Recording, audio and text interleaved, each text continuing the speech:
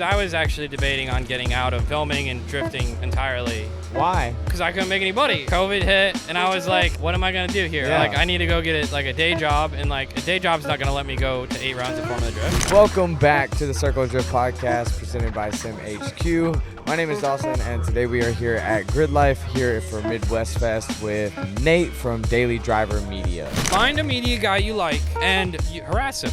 Be like, hey, you're coming to this round with me, and we're gonna go do this pro-am or something, and you're coming to these rounds. I wanted to go to events, but I was a poor college kid, didn't have any money, you know, but drivers will take you to an event for free in exchange for media. For anyone that doesn't know, what car does a media guy buy? One that's already built, because I don't have Good time. idea. I don't have time. Yeah. I don't. Yeah. All of that and so much more here on this episode, so make sure you look below the video and smash that subscribe button. And without further ado, let's get into the podcast. I've been wanting this shit forever. I've been in the field with whatever they throw at me. Brush it off, pick myself up, moving on to the better. Hey. Ain't no errors, baby, it's a new era. Cool. Well, here we are with a brand new face to the channel. You guys probably know him. He does his own podcast himself. Yeah. We'll get into all of that, of course. But yeah, how are we doing, man? You want to give a little introduction on yourself? Yeah. Well, for those who don't know, my name is Nate Spencer, but most people know me as Daily Driver Media. Cause it's funny, like I'll go to an event and you're like, hey, they're like, hey, you're Daily Driver Media. I'm like, yeah, but they don't actually know who I am. You should tell them no. I'm like, who's that? Yeah, exactly. But the problem is I'll wear like my DDM hat and they're like, oh, yeah. And then I'm like, they kind of find me out, you know. It's like, oh, okay, well you got me now. But no, it's been a long time coming. I think the company's been around for 9-10-ish years. You know, it's a little murky when it actually all starts because, you know, when you start a media business, it's kind of like, I'm going to go do it for fun and see where it takes me kind of thing. You know, like you go to events for free. Like originally, the reason I started the business was I wanted to go to events, but I was a poor college kid. I didn't have any money, you know, but drivers will take you to an event for free in exchange for media, you know, or like you can get like in for free basically to events. And so that's what I did for the first probably two and a half years. I hardly saw $1 for what I did, but I would get to events for free because they would take me. And like I was bad, like dude, I was not good at media my first probably couple years. Not that I'm amazing now or anything, but like now it's a little different where like I'm at least seeing someone as like a professional in the media space now that can, you know, do content for, you know, pretty much anyone now. As I do like an FD, for example, now. But yeah, so basically most people know me from Daily Driver Media. I also work for a Link ECU as well, doing all their social media marketing and stuff like that. So I do a little bit of everything in terms of like, you know, the social media side, the video editing side, going around doing interviews, and then obviously my own channel where we do live streams and live interviews as well and stuff like that. So I'm basically bouncing all over the place, but it's a lot of fun. And I really I wouldn't have see it you any other everywhere, way. dude. Yeah. You literally are all over the place. Yeah. Which is cool to see. You know, the business is like, it's evolved over the years, and you know, it's cool to see where it now has become. You know, originally where I was just, you know, on my own shooting on what's a Sony RX10, and if no one has ever heard of this camera, but it's an all one body camera, but it has an attached lens that you can't like take off. But it was like, I want to say it was like 20 mil to like 600 or something stupid. Did you ever feel like you were taking someone else's place at the time? Or did you feel like that was, because I hear media guys complain about it, and I don't personally believe it, but. So when you know when I get like gigs and stuff, is that what you're talking about? Yeah, like at the young start, and you're working with like a very small camera. Obviously, It's not doing great work. Well, like when you get started, you're just like messaging people, sending people stuff out, and it's not like really good or anything, but it's content, and a lot of guys appreciate that. And for me, you know, when I first started out, I did the whole message everyone on Instagram or whatever, Facebook or whatever before events and stuff, and say, hey, Did it ever work? A lot of the time, I would actually get more messages after events from content I posted on my channel. And they're like, hey, yo, can I get this clip or whatever? Like, it happened all the time. It was always, one of my pet peeves is when drivers ask me for content after an event, and I'm like, brother, dude, it would have been so much better if you would have just told me before the event, because then we'd get B-roll, we'd get all kinds of cool stuff. But like, I just got what I got, you know. And one of the, I don't know if it's a unique thing about my business or like the really dumb thing about my business, or just I just can't get it out of my brain, is we record every run. Why do you feel that's important? Because we have footage, and everybody knows we have footage. So if anyone needs a clip, they message Daily Driver Media. So you just tried to take that small problem that you kept running into and just solve it. Yeah, in a way, yes. What gave you the idea? But for me, I was never the best video guy, I don't think, but I also felt like I had the work ethic to, one of the biggest problems in the media industry is following through. Like, I hear from drivers all the time, they work with someone and then they don't follow through, or they just fall flat on like getting clips and stuff. Explain follow through though. Like, what are they? Like, they don't emails or no? They pay a media guy for footage and they just don't get the footage, or it's junk, or the media guy's like screwing off during the event and they don't actually get anything. Like, it's actually a kind of a big problem, especially like in more of the grassroots area where a lot of these guys, you know, they're just there for fun or something. Number one, I'm reliable, so that was the big thing, and then two, like, I recorded so much content and everything, and like it takes a lot longer to go through it after the event, but like for me, I'm okay going through the content, editing basically 18 hours a day. Like, that's just, I'm accustomed to it now, basically. How much time fully are you spending on a full round of footage, like after the fact? So at FD, for example, it probably takes.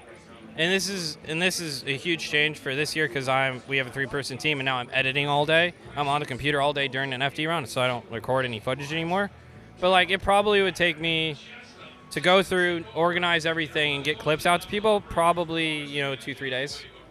No shit. Yeah, but the thing is now that I can do that at the round, I'm almost done with a lot of that by the end of the round. So like, I'm doing it as the event goes by. But originally, it took me a day or two to get through a day of clips, send those day of clips out to the drivers, get through the second day, get those clips out to drivers and stuff like that. So it would take a little extra time because I would record I record so much footage, but it's also worth it because then like guys will message me afterwards and like, hey, do you got clips? I need some for this round or something. And that's how I kind of got my start in FD, was just like everyone knew, like I said, I had footage of them, and it was decent footage. Obviously, I've upgraded over time, and now I would argue our driving footage is some of the best in the FD, just because of the way that our system works with our tripod setup and what tripods are you using? So, we have, the big thing is the tripod head. We have like Enduro legs or something. I like them because they fit my carry-on. But the big thing and the big money item we have are our satcheler heads. I think ours is the Active 8 or whatever. And those things are not cheap, but they are 1,000% worth it because the fluidity, plus, like we use A7S3s and FX3s, Sony's, now for our footage, which those are also pretty stable as well. Come with in-body stabilization, all that kind of stuff too. So that in combination with like the really nice tripod heads makes our footage really smooth. And then I try to be kind of picky, but like I work with some video guys now, like Herbie has been a great guy. He's worked with me now for 2 years. He's really pretty smooth on the tripod as well. Also working with Rob, RV Media as well this year. Another really smooth tripod user. So like, what's another different thing is, it's not necessarily different, but not a lot of people use tripods. So that's what I was gonna ask. I've always just been so run and gun that I just carry the camera. Right. I get the shot that I need, and that's about it. Right. But so like for you get a section on the run. You're like, okay, they come by and get this cool section, cool. For us, we take a different approach where we try to get the entire run if we can, and having a tripod makes that 1,000 times easier. And drivers like it because they can see the entire portion of the run, whereas like a video guy where they're like just making edits, they only care about that section, Like the section that's like really cool and close, then they use that in their edit or whatever. So for me, I try to do a little bit of both, where we get the whole run, but then I still get that cool section that I can use in an edit. So drivers get to use that full run if they want to. Like as of right now, like one of our packages is basically footage throughout the weekend where we send drivers a run each day, and it's basically a full run so that they can have something to post and also dissect themselves, whether they want to like look at their car and see how it's reacting in different corners. If anybody's played sports in their life, it's just studying footage. Like that's you just do that in sports in general. So yeah. Yeah, and Very so helpful. and that's the thing too, is another unique thing is we record. The cool thing about FX3s and A7S3s is you can record in 4K 120 full audio at full speed. It's starting to catch on, but we were one of the first like teams to really just film in just that for a lot of it. So I'm also able to slow it down like 25% any clip. See, given that I am running gun, I'm on crop sensor, and it does not do more than 30 frames per second in 4K because I'm on an older camera as well. Right. So that's something that I've never even been able to play with really on doing the media side of things. So I like it because, okay, so obviously the downside is if you're shooting at a higher frame rate, you're not getting as much blur. And that's true. So like that's like the downside of our footage is it may not be as cinematic as say someone is shooting at 24 frames at like 1/50th or something like that, and you're going and you see all the motion blur or something like that. So, but I would argue ours has a decent amount still with the frame rates we shoot at, but also you're able to slow any rundown by like I think it's like 3 or 4 times or 4. I think you can slow down 4 by 4 times or something like that. Sure, at 120. Yeah, I think it's like 25%. It should be 4 times. Yeah, 4 times slow down. So I like it from an editing perspective. So I can post a full speed run, but then I can slow down a section. Yeah. And at any time, and I still have audio, And that's like the really cool thing about it is it makes it such a utilitarian clip. However you say that word, utilitarian. Yeah.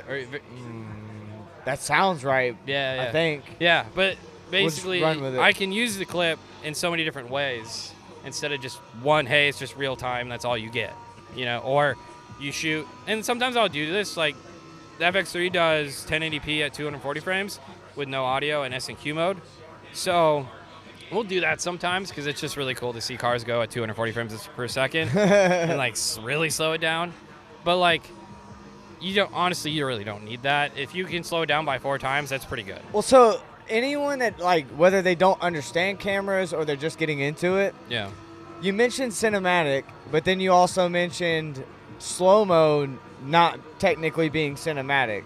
So explain the difference, because I personally don't believe that slow-mo is actually cinematic technically. Right, but if you wanted to shoot the most cinematic shot in real speed, without not in slow-mo, you would shoot in a slower frame rate than we shoot in, probably.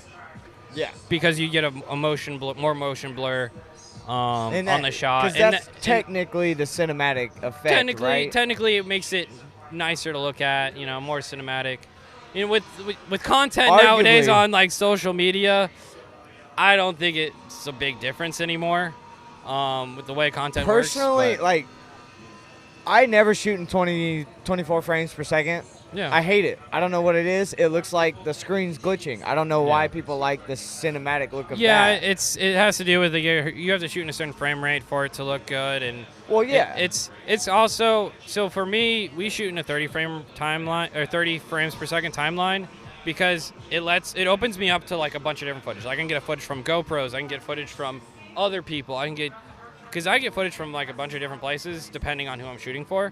So if I shoot in a 30 frames, if I use a 30 frame timeline, then I can use all the footage and it's not a big deal. That's what I do, yeah. Yeah, so it's, again,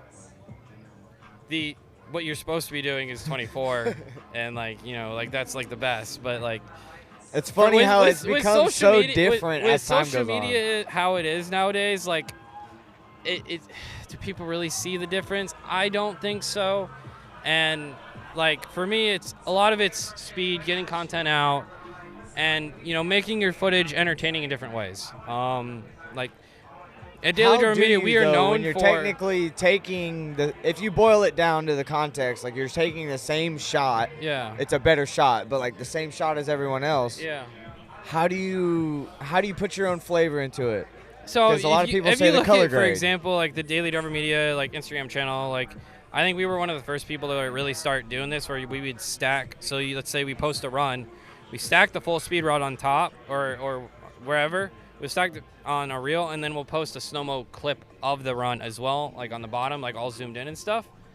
So you did that with a couple of the wrecks that happened in Atlanta. Oh yeah, I for saw example, that. Yeah, for yeah, example, like, but I've been doing that for a couple years now. Yeah. So, but I know there's a lot more people do it now. Right. So I'm pretty sure we were like one of the first people to kind of do that. But we can do that because of the type of footage we shoot, and I can now create something really interesting out of one run. You know, like we can create an interesting visual where like you can see the full speed impact of a crash, for example, but then you can also slow it down and see what actually happens. And you know, it's not that this is the right way to film. It's just how I've kind of.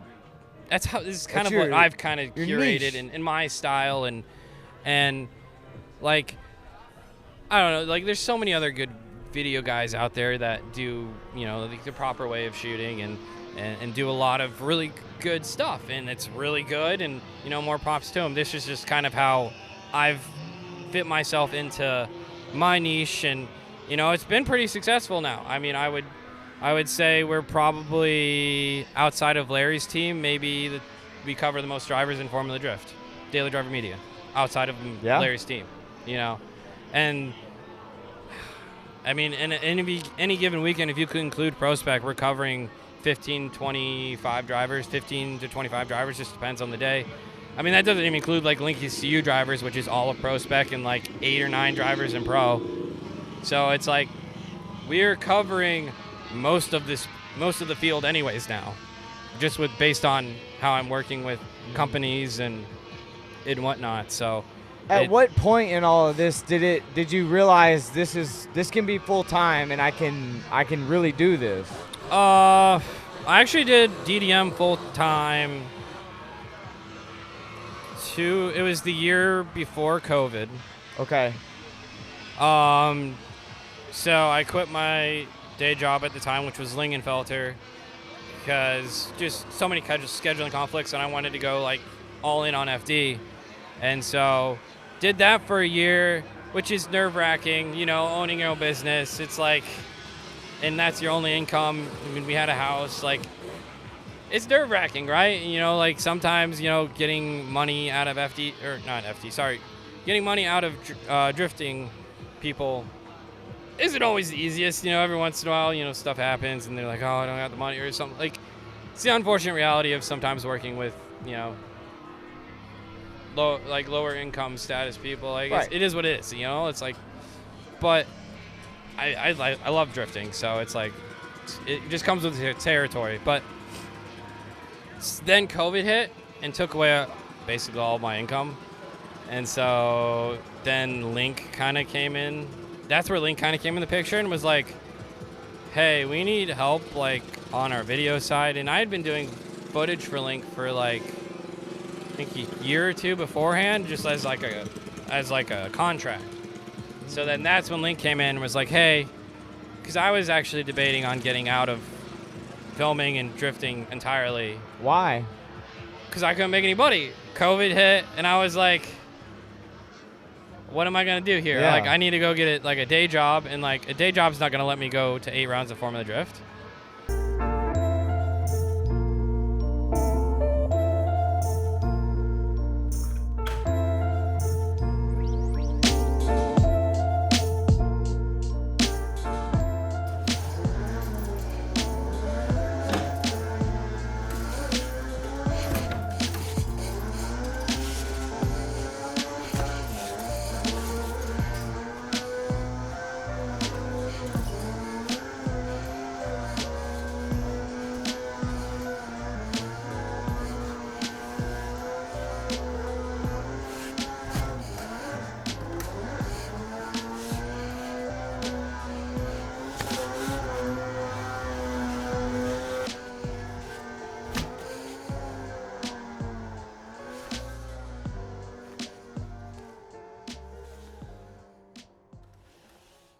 And the only just- reason I'm still doing footage and drifting and doing daily driver media is because Link came in and was like, hey, we have this like position we want to do at Link where you're going to be doing like a bunch of video production and stuff like that.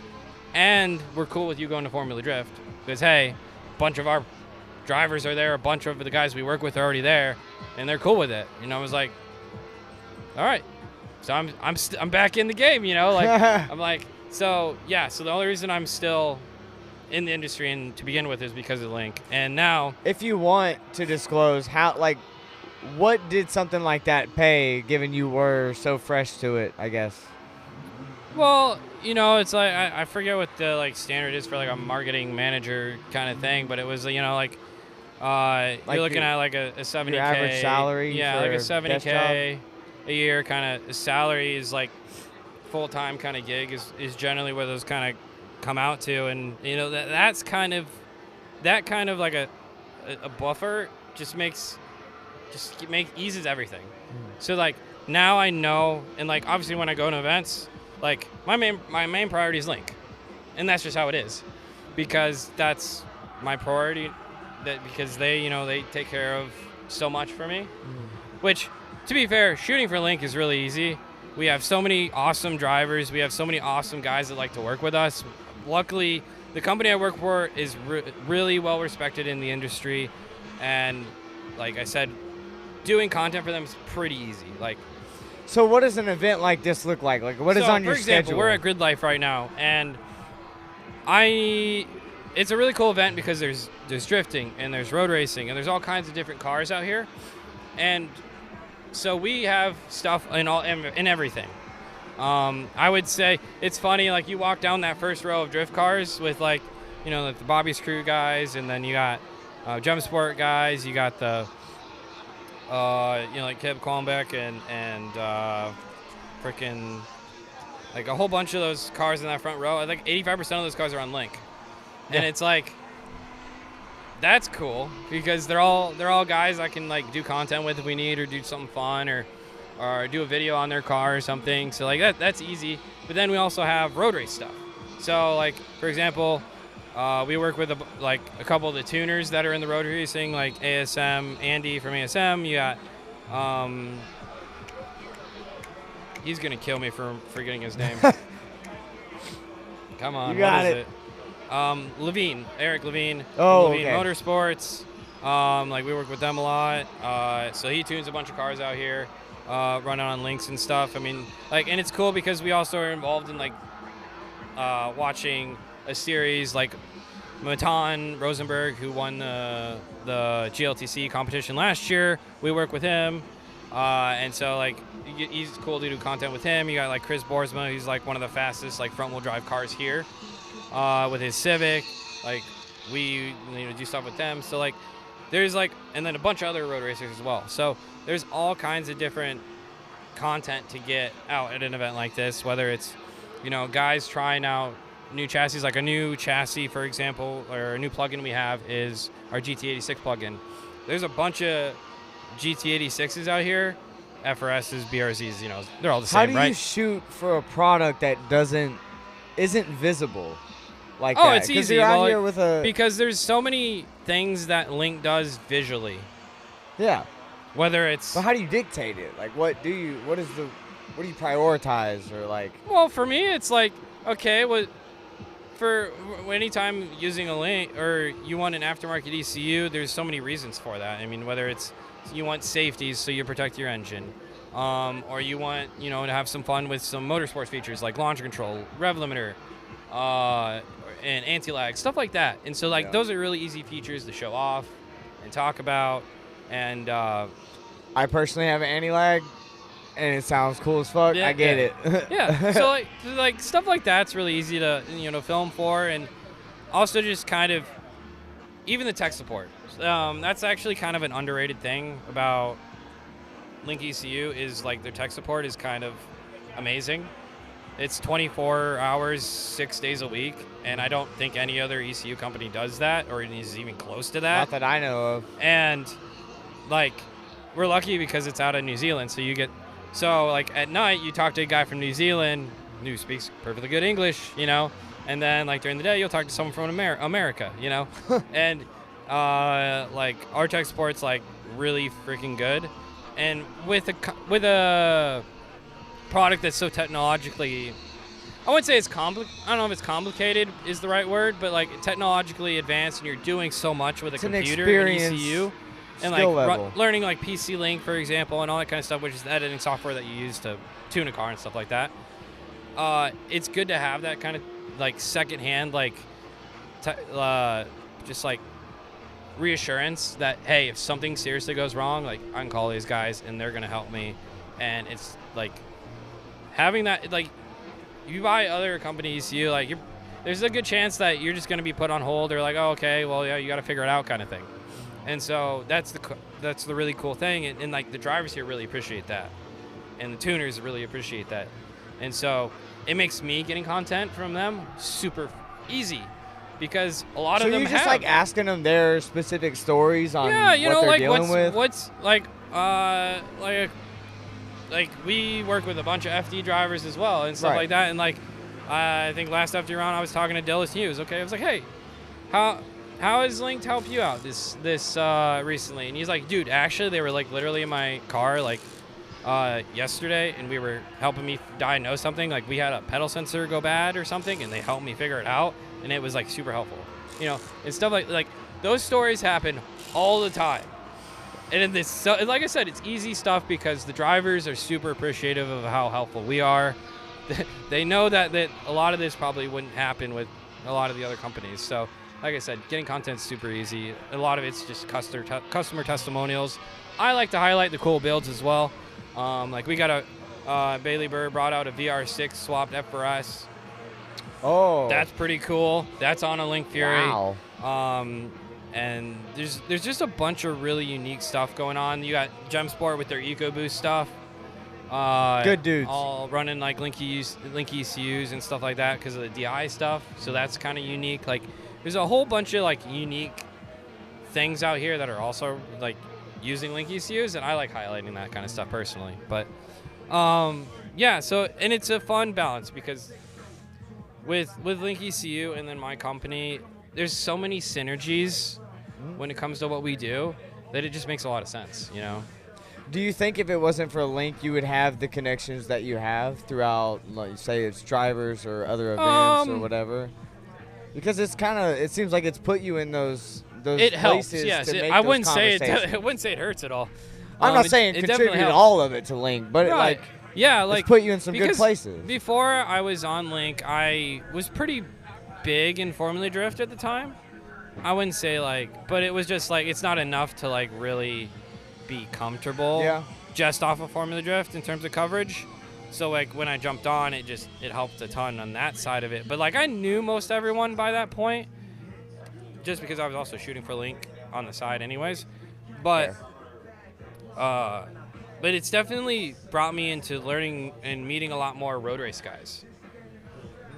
Because at Daily Driver Media, I kind of try to keep it drift specific, and we'll get to that when we do talk about our live streams that we do and all that kind of stuff in our FD coverage, because that's our primary thing with Daily Driver Media is a lot of Formula Drift coverage, and we try to do some grassroots stuff here and there. It's just time is limited. That's the biggest challenge for me.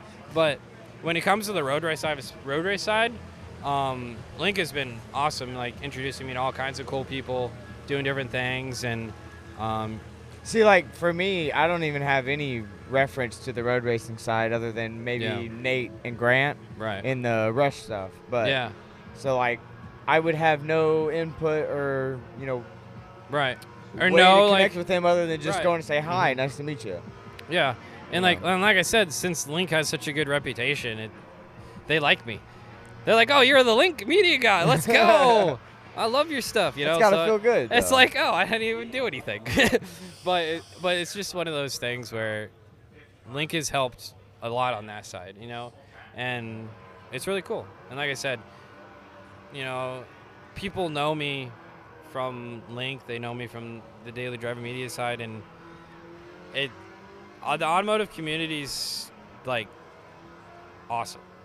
And it's hard to kind of explain just over the years, because I've been doing it so long, how much like I enjoy coming to these events, because they're all my friends, you know. Like, I'm not gonna lie, right now I live in the middle of nowhere, and so like all my friends are like elsewhere outside the country. And so when I come to these events, not only am I, doing work and, getting paid for doing this kind of stuff, but I'm also, it's my time to see my friends too. Yeah, like, it's your breakaway. Because it's like, it's so cool to see like just all the relationships over the years, and like we go through ups and downs all the times with drivers, and and it's just really cool to like be a part of that as drivers go through trials and tribulations, and even like people we work with, and then the triumphs, and when they get it right and they finally get the car done, or they win a round or something, or win an event. And so like that's kind of like the best part, because then you get to capture it all. And like I think people start to value that a lot more as they get older as well, and they want to go back and like look at all their old events or old memories and stuff. And like the guys that I've been working with for like 6+ years, like that's why they still work with these, because they now see how valuable it was back then, and they appreciate having that, and like we did it. It may not be as good quality as what I do now, but like back then, like they're like, I still covered it, Yeah. And it may be in 1080p and not as nice buddy. as the stuff now, but like that's another really cool thing.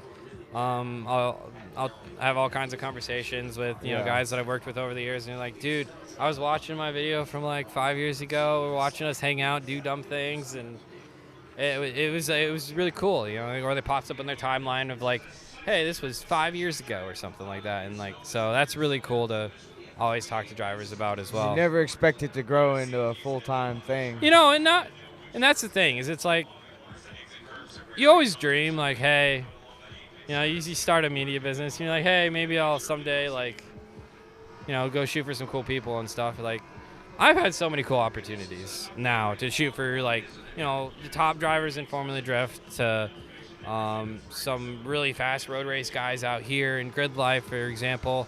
And like to see the business continually grow, and even this year, like it's been insane. I do zero marketing. I message no one now, by the way. People message me. It's cool. When did that flip? Like what do you think was the factor that really made that change? It was around the time that I jumped on Link ECU, probably 2 or 3 years ago, is where I literally stopped messaging people, because one, I didn't have to, because I have the day job of Link, and I don't need more work. So that was kind of the settled. You had that cushion. Yeah, I had the cushion, right? But doesn't mean my load got less. That's the thing, is it's like they just message me anyways. They're like, hey, we're doing footage this year. I'm like, sure, yeah, I'll get you on the list. It's like, if anything, it probably increased, I would assume. Oh yeah, I've doubled prices, and everyone said yes this year. They're like, oh yeah, sure, totally. I'm like, how do you make those tough decisions on your prices? Like, what factors are you going through to determine what costs what? Well, I have a life outside of filming and editing, and it's like, you got a kid now. I got a little one now. Congratulations, by the way. Yeah, thank you. I got a little. He's 2.5, 3 months now, so I've missed half his life, so that's great. But don't look at it like that, bro. That's crazy. Yeah, it's like. That's the sad part, but it makes it exciting to go home and stuff. But my time, it just gets, I start to value it more and more every year. And so, like, you got to start, weeding, not just, it sounds bad, but weeding people out. And, making sure you're putting your time into, like, the most valuable stuff that you're doing. But it's funny, because I did expect to be working less this year, because I upped prices on pretty much everything, and no, I'm working more. So how do you compensate that now? Now that the money's the cool better, thing is now I have a 3-man team in Formula Drift. But so how do you make that work? Because it's not as easy as everyone things Well, to you know, find the it's right people to expensive. work with you? It's Not just common- expensive, but the right people. How do Well- you find the right people? So, I've gone through a couple people throughout the years. For probably last 3-4 years, I've had a 2-man team, which has been awesome. And then that's really where the business started to grow, is when I had a 2-man team. It was me, started out with Rebecca. I'm trying to remember her actual handle, but she's awesome. So she's actually Matt Sopa's wife, Matt cool. Sopa, who runs Grid at Formula Drift. She's really good. What did you have them handling at the time? Like, what did you have them handle once you brought them on? It was just Rebecca. This is the one I okay, worked okay. with. But she ran the tripod, carried it around, full filming, just like me. Cool. Yeah. She was a killer. And then she ended up, as people get older, they grow up, and she had a kid. So I was like, okay. So I worked with another guy for, I think it was 2 years. He did a really good job. But he's more into like stance car stuff. Making like more money, because there is limited money in Formula Drift. Let's be honest here. But 2 years ago, I picked up Herbie, who I still work with today, Herbie Media, and he's like, it's like he's so grateful to be coming out and doing all this stuff, and it's so hard. Like, when we go to Formula Drift, like, we meet all these kinds of different media guys and stuff, and like that's always something in the back of my head, is like, okay, who would be cool to work with? Like, who's the guy that has the work ethic that I do? And there's not many of them. I'll be honest. Like, what details do you look for? It's not a fun job, or like not necessarily fun, if that's the word, right? Or like it's very not. It's not a passion job. You it's have a passion to actually job, love it. and we work insane hours. We're there at the track before everyone. We're probably there until after everyone leaves, and then we're editing well into the night. So it's not a fun job. It's long hours. You really don't get a lot of time to hang out with people, because we're filming the entire day. We're filming all the runs. We cover both pro and pro spec. There is no breaks. You miss a lot of the extra stuff that happens. Right. after You the don't. fact, too. You don't really even get to eat half the time. So it's finding those kinds of people is tough. But Herbie, fit the bill perfect. Like, I've known him for a long time before I even hired him, and like we go back a ways. And this year was the year that okay. Our Rob from RV Media was the guy we hired on for this year. So add on through a 3-man team. I had some people that I do a lot of work for in pro now. One guy got moved up to pro, Astamata. He's a guy I've done content with for years. And then I'm doing a bunch of other work for some other drivers as well in pro now. And I've slowly picked up more and more. This is how it goes, You get around, people realize what you can offer, and you just keep growing. So when you're in FD, it made financial sense, and for me, the time really became important to me this year to get as much work done as I can at FD now. So I'm not doing it at home. So when I go to FD now, I film maybe 4 or 5 runs, or maybe I'll go film the first part of top 16 or something. I have 2 other guys now that run the cameras all day. I'm on the computer almost the entire day at Formula Drift now, but it helps me get the content done now faster. I can offer now content more quickly to people, which is another reason I can up my price. And then I offer, that way I have more time when I do get home to hopefully spend time with the wife and the kid, and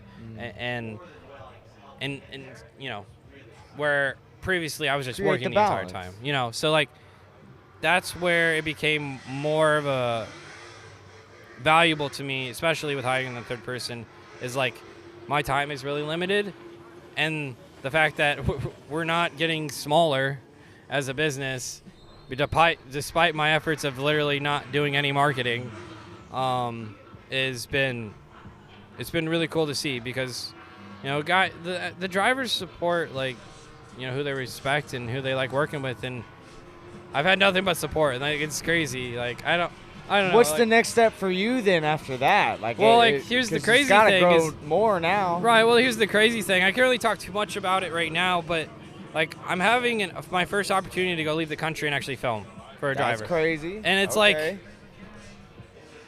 it's one of those opportunities where it's like I couldn't say no to, but like I also was like, dang, how am I fitting this into the schedule already? But it's like, it's cool to see that this year it's now taking me like internationally, and it's one of those things where like like I said, you dream about this kind of stuff, but now it's like, it's a reality, and like there's possibly opportunities to do other stuff this year. And it's Can like, you share who you're going with? not yet, No? but very soon. There's still some things that got to be ironed out and stuff like that. But he's a driver I cover in Formula Drift, so people can dissect some of that stuff. But there's a wild card driver, and we'll be doing. Give us a hint. I know. You just watch some videos and you'll figure it out. But I'm super excited. So it's like it's technically kind of out there already. No, not yet. No, it's not out there at all. It's not at all. All right. But maybe by now. But. Yeah, we'll see. But I'm excited. Like it'll be the first time. It's gonna be Drift Masters. Mondello is where I'm going, and it's my first time going to Drift Masters event. Like I'm super pumped to go. But it's just. Well, there's your hint. Yeah. You'll probably figure it out by the time this comes out. But the thing is like, it's cool to see where the company is kind of taking me as well. And like, I couldn't have done it without Link, for example. Like they've done so much for me. Like, and I feel like I've done a lot for them personally, but it's like, I can never not thank them enough as well, Yeah. And they've been so awesome to me, and like they're a great company to work for. But then also, how much work I've put into my own company as well. It's cool, and end goal for me is I send people out, and then I stay home, and then they give me footage and I can edit it afterwards or whatever. But like obviously that's the end goal, where like, hey, maybe I'm not at every FD round, but I still got a 3-person team out there, and we're covering everything. We're still doing the same thing, doing awesome work. I can teach Herbie the editing side of like how I operate and how we do things, or I can teach Rob to do some B-roll stuff that I like, and make sure we do like interviews or stuff, and we hit that. And so like that's kind of the end goal, is like, so that way maybe I do get to spend a couple more weekends home than I normally would.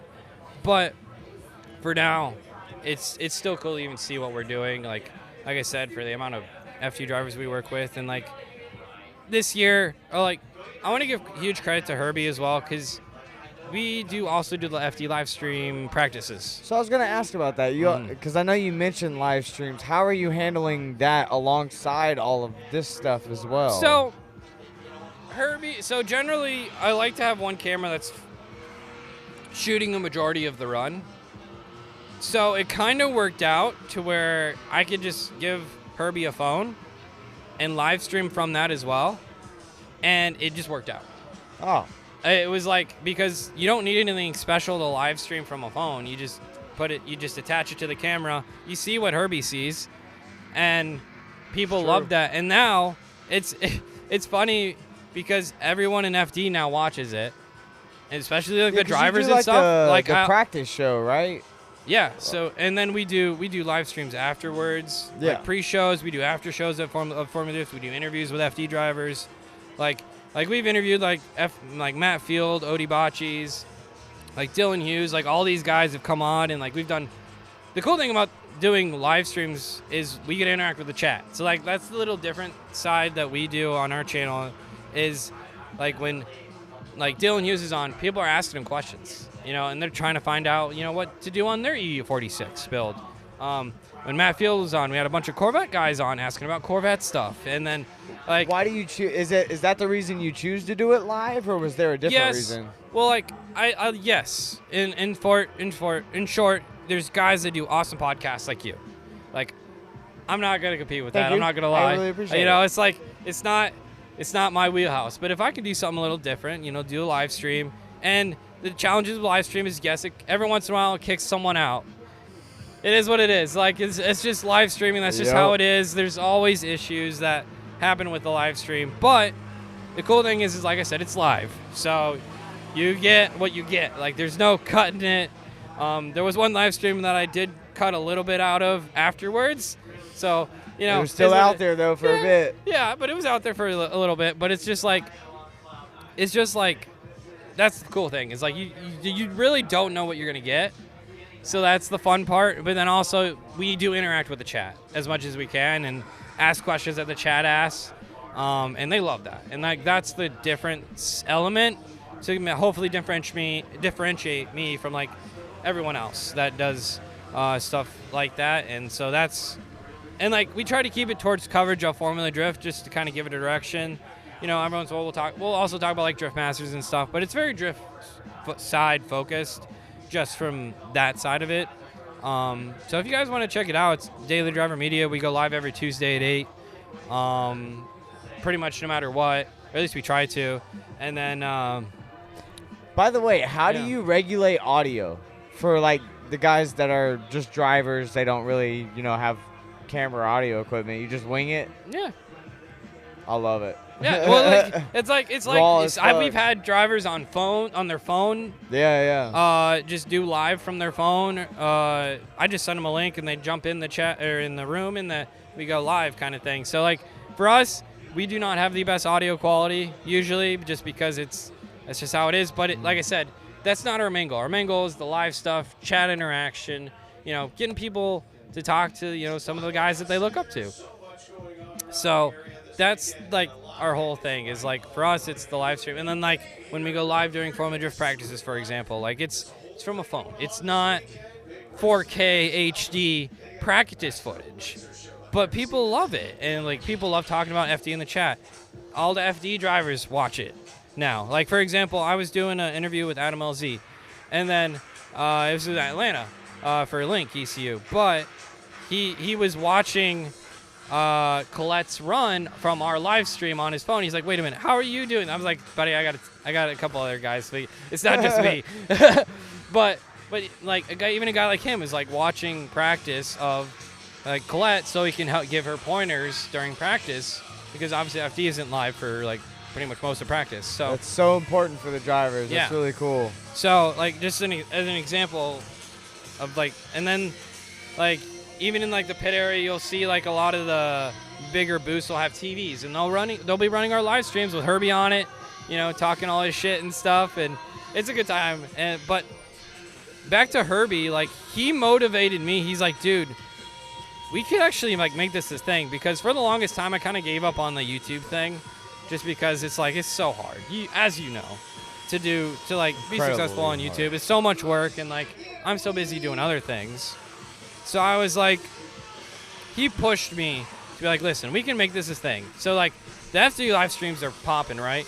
But now the fact that we now offer a live stream every Tuesday as well, talking about FD, talking about the round, we'll have, like I said, guest drivers on all the time, doing things, and it's just another way to cover Formula Drift that for the fans and stuff like that and whatnot. And it's been a really fun endeavor, and I wouldn't say it's like super successful or anything, and outside of like like in terms of making money, but it's your marketing. But now we like have it works. Right, and now we have a following and a bunch of fans of Daily Driver Media, and it's so cool. Yeah, like every FD round we go. I think it's unique to see how media people specifically carve out a way to market their media without being a brochure pack. Right. In a sense. Yeah. So like, and it's for simple. me, it's like there's only so much money out there in terms of filming for companies and drivers. Like there is not a lot, I'll be honest, out there even in an FD. So if I can, get a couple $100 here for doing a stream here or there, if I can get some stuff from over here on like doing some YouTube content, like that's huge, because it makes, bringing out Herbie, bringing out Rob, and these guys to these FD rounds, and like they're getting paid. Like for Herbie, for example, he talked to me like last year. It's like, dude, this is the most money I've ever made at FD, and he's just working for me. And a couple other guys. It's like I'm able to now give these guys like some financially viable solutions of coming to FD. So and how making important money. is it for all of these drivers to have a media person from your perspective as a media Oh, well, you have to. It's like bare minimum. You got to have something from FD, or like if you're driving FD, some kind of media. Like that's a It's not even like a question of whether or not you should. But the cool thing about us is we save drivers money because you don't have to fly us out. That's why drivers use us, because we're more affordable than flying out your own media guy.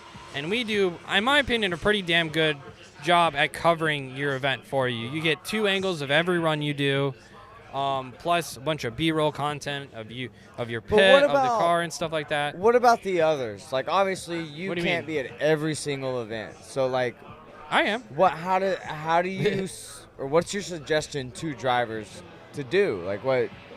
Go find a media person or You hire talking like someone. outside of Formula Drift, or?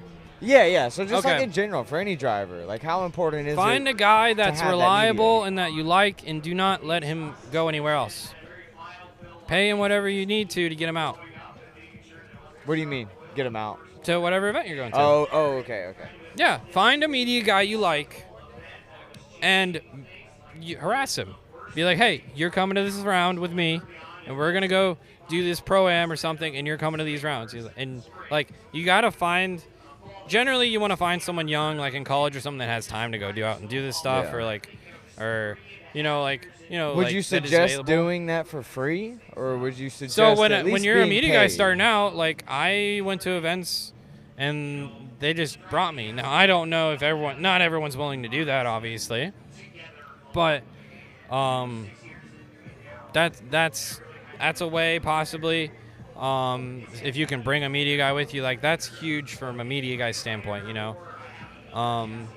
But even like just finding people that you want to work with and like hounding them to like come to those rounds or your events or whatever you're driving, because it is tough. But once you find someone reliable, like stick with them, because it's hard when you're bouncing from media guy to media guy, and like sometimes you get burned. It's just how it is. Like, and it goes both ways, by the way. Like sometimes we'll work for drivers, and then all of a sudden money's not there. It's just like, okay.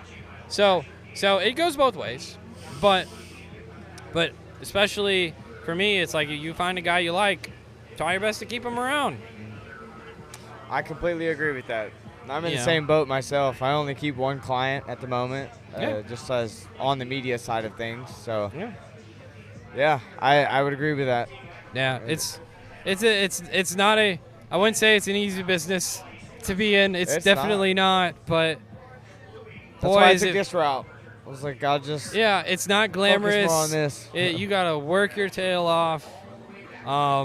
What is the biggest misconception that most people have getting into media and camera work? Don't expect success anytime soon. That's for damn sure. I Would didn't you make even I consider didn't yourself- make money as a business until about 5 years in, Wow, yeah. and it wasn't I can like see that, anything I yeah. could live off of, but Yeah. like I did big money, Would you consider where you're at now and where the business is successful? I mean, yes, to a point, yeah. I mean, it's successful, but like, it's not like I'm just rolling in it either. Right. When it comes to, like, I still need Link. It's not like say for example, worst case scenario, like for some reason the world ends and Link stops like being my main like job. Like, I probably would have to go find something else. Like just to like continue what I'm doing and learning it, or I'd have to make serious cuts in what I'm doing, like life-wise, Not all of these companies out here and just media people are as big as everything seems to be. So that's why I point that out. Yeah. It's just like we're all still just working our ass Oh off. yeah, dude. It's like even like Larry's team, for example. Larry Chen's team is a great video guys. They're awesome, dude. They work all day, all night. Like, they work just as hard as us. Like, and they do great work too. And like, their life is not glamorous at all. And they're like you're like your pinnacle like textbook media team. But like, it's not glamorous. I can tell you that. Well, how different is his team compared to something like yours? Like not how- too much different at this point, because So, we're like, how both many have guys does he have? We're both have a 3-man video team, both of us. Oh, that's it? Yeah. So he's only got 3 guys for video. I got 3 guys for video. Wow, I didn't know. We're pretty I thought much he had just- at least we're 4 Yeah. or 5, I would guess. No. They're pretty similar to us. Wow, that's they get a cool. little bit better access just because they're part of FD Right, or whatever in some areas, but they also shoot differently. They shoot real time. Like you can't really slow down any of their footage. They also don't shoot in log like we do, so we have a little bit more dynamic range in our video content versus theirs is they shoot in like your standard color. There's not really much wiggle room in terms of playing with it, but it works for them, and they get content out really fast, and like they have their own other niche, so they do a really good job as well. And so like they're technically my main competitor in FD at this point, but I also love them. They do great work. Like That's I said, got to be so. cool to feel, though. It's cool, and like Larry's guys love me. I love them. Like they're awesome. They're great Good. friends.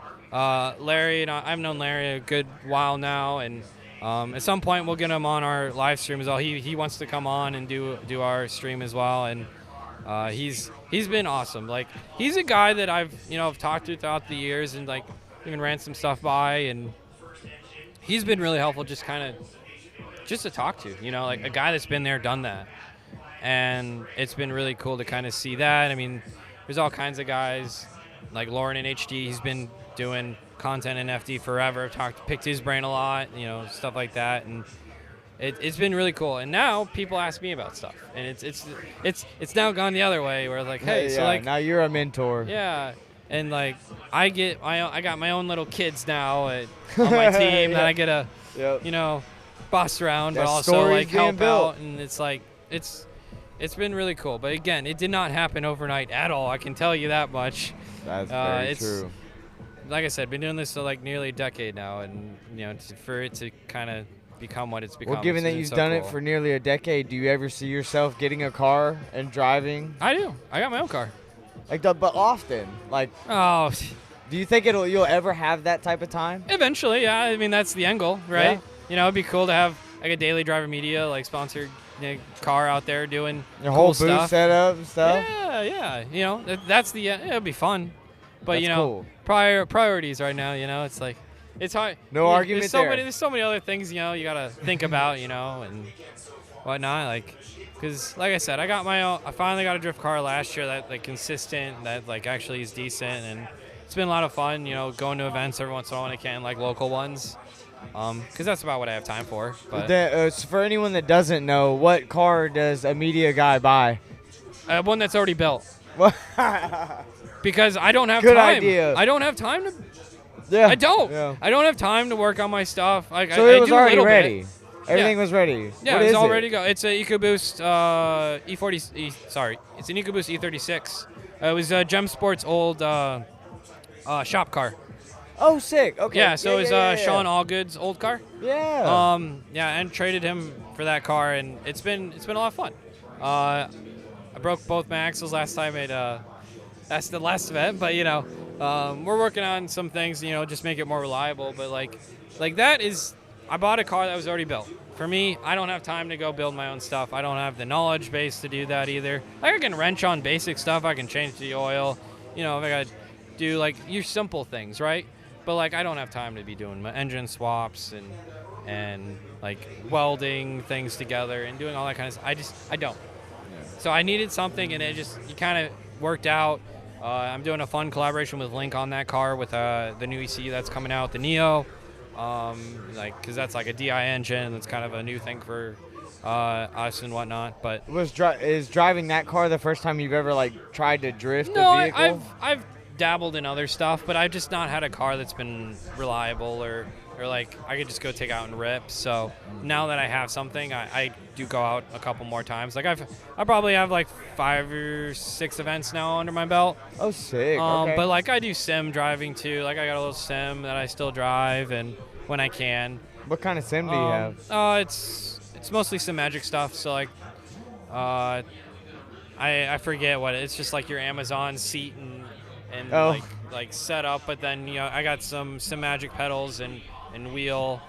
But yeah, nothing crazy. Yeah, it's just simple sim magic. Yeah, setup. and then I just got a whole sim magic setup myself. So it works really good. I had a buddy set it up for me because I know nothing about. As my Herbie would say, I'm the most technologically illiterate person he's ever met. Like I use a Mac for all my editing stuff, so when it came to Windows stuff, I'm like, what's this mean? Like, how do I do anything? What do you mean I have to update drivers? What are those? Oh, like, yeah. when it comes to technology, like I'm pretty old. Have you tried any like budget sim setups compared to yours? Or has it always been on that sim? No, because if I was gonna do a sim setup, I wanted to do it right. And I have so many friends that do sim work and sim stuff, and like they're like, if you're going to do it, this is what you get. And I'm like, okay. I saved money and I did it. Good. That's what I had to do. You know, it's like I'm one of those people that if I'm gonna do it, I'm gonna do it right. And I'm gonna do it all the way. Like there's no like half doing anything for me. So that was the same thing with media. Like I did the halfway thing, and it now that I have it, it's incredible. Yeah. How realistic a lot of the features and stuff of not just the wheel but the pedals. I could go into infinite details on just the pedals alone. I don't know too much about it. I just know it works, and I have a lot of fun driving with some friends every once in a while when I can. And I'm not good or anything. Did you sim before driving or drifting? So not necessarily. I mean, my first time drifting was at Reese Marin's school in Pennsylvania. So that's where I got the basics. Shout out to Reese. He does really good stuff out at his school. Evergreen, Drift Evergreen, I think is what it's called. And so I got the basics down, but like I'm not like consistent, right? So then I got the sim set up over the winter this year, and I had a night and day difference from when I was driving the BMW at the end of the year last year and to this year, beginning of the year this year. I feel so much more confident now that I did the sim setup, and it's been really, really cool. What details in the sim did you get to like kind of learn? I guess teach yourself. It's timing, is what you learn. And get a lot better at, and that's what I needed to work on was just timing when you need to be on throttle, how much throttle should you be doing, and what should you be doing with your hands and wheel movement and all that kind of stuff. When should you be pulling the handbrake? Like all that kind of stuff is just, it's all timing, and the sim is what really helped me be a lot more confident in my timing, and it was a big help the first time I went out. So that's awesome. It's been really cool.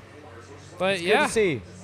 I hope to see you out there more in an actual car. Hopefully we'll get to that point. Yeah, exactly. It's just, the timing and all that stuff. I got an event in July I'm going to go drive and hopefully, get a bunch of laps and, so hopefully some good footage and try to make what I can in my free time on my own stuff. Good. But no, shout out to all those By guys. the way, if you're looking to upgrade your sim stuff, you can use the Circle of Drift code on SimHQ. Save 5%. It's not much, but that shit's expensive, so it can help. It is expensive, but it's worth it. Yeah. Granted, I don't have experience with cheaper stuff, but like it works.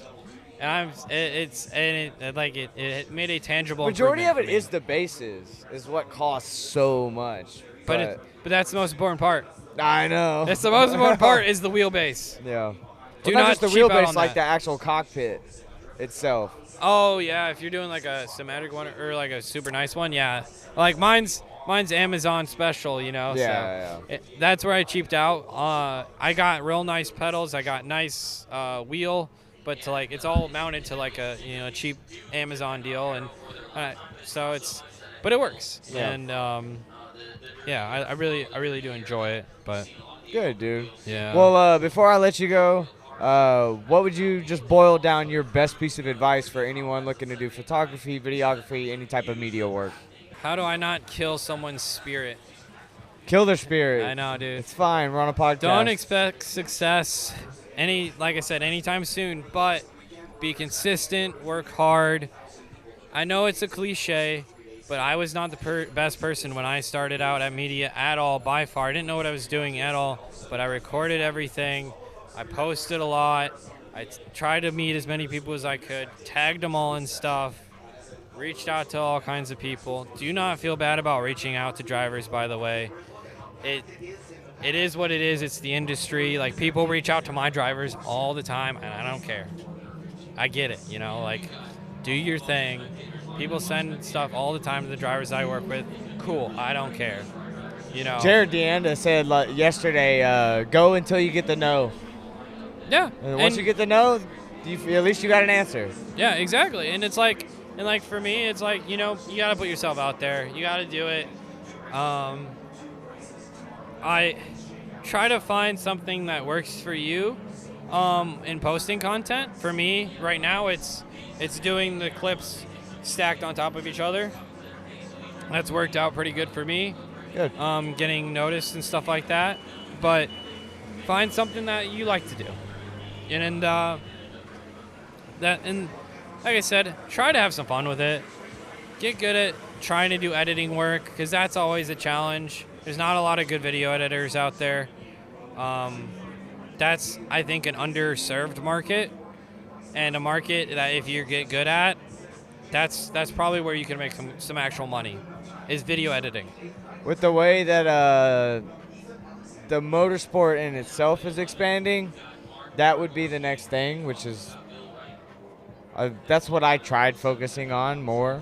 It's just, dude, costs you nothing to sit in a room I don't know how and y'all do edit. it, but everyone wants like a dedicated media person. Right. Well, it costs you. So what a lot of drivers do that I work with, they don't send anyone out. They get my footage and send it to an editor. Yeah. Because that's the expensive bit. Like, I charge an arm and a leg for editing. Yeah. But I would argue I'm decent at it. But also, like, that takes up a lot of time for me. What a lot of drivers do, they get my footage, send it to an editor that they're not sending anywhere, because it costs them nothing really because you're not sending them anywhere. I guess that's what I'm saying. Like, it costs you nothing as an editor to just edit a video, apart from like the power it is to power a computer, you know?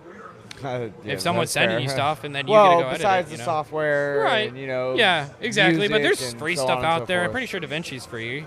There's a free version of it or something. Or? No, well, there is a free version of DaVinci. Yeah, yes. I don't know. I use CapCut. CapCut's always CapCut. free. You know, I use Final Cut. I've been using Apple products when I started, so I kind of went that route. So now I'm stuck. I can't really use anything else. Final Cut's great though. Final Cut is super easy to use. I got a lot of plugins for it now. I got thousands of dollars in plugins at this point for it, but it's like. But yeah, Final Cut is what I use, but all of them are good. Adobe, they do the like, job. You can get anything done with all of them. DaVinci, so I would be if you want to get good in the media area, get good at editing. It's the most boring 100%. part too, but dude, good editing will get you way farther than filming. So true. Mm-hmm. And the edit can make the story, but. Yep. The videographer is, I can't remember the saying, but like the videographer can only shoot for what he knows. Story happens in the edit, something like that. I don't know. I'm no genius and I'm no big camera guy either, so yeah. Anyways, that was some good advice. I appreciate that. Yeah. Well, you know, can't give away all my secrets. Not that I have any. All right. Well, cool, man. Well, I'm sure you're about to have to get back to work, so I'll let you go do that. Yeah, Enjoy back the to rest work. of your time. Yeah, if you want to check out some live stream stuff, you know, Daily Driver Media is where I'm at. And shout out to Link ECU because they do good products as well. So Damn straight. Do that. Awesome. Thanks for having on, bud. Of course, bro. Go enjoy the rest of your life. Awesome. See ya. To the ceiling. Trust no bitch, can't catch no feelings. I've been taking long flights from the Bay to Ibiza. Hit home runs, I'm a ball like Jeter. I just want 4-4-4, then I leave. I'm a young pop star, call the boy Justin Bieber. Got a little money if you want, I can teach you. Whole life a movie, you can watch it in theater. Stacking way up to the ceiling. Trust no bitch, can't catch no feelings.